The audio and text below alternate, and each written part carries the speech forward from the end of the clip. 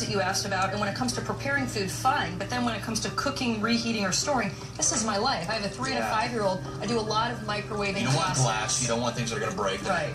Yeah, Tin cups for them to bang and shatter glass around the house. I mean, what do you do if you rely on plastic a lot? Plastics are taking over our world, and unfortunately, those plasticizers can be endocrine disruptors that can cause our young girls to grow up quicker, to reach puberty at a younger age. I have a 3-month-old daughter, and I don't want her growing up too fast. And these plasticizers are leaching to our food, and especially when you heat them or when they get scratched and worn, your old favorite Tupperware container that you've been using for 50 years, that your grandma passed down, etc. Right. You got to get rid of those. Move to glass containers. You must have a webcam in my kitchen. No kidding. Hey, you,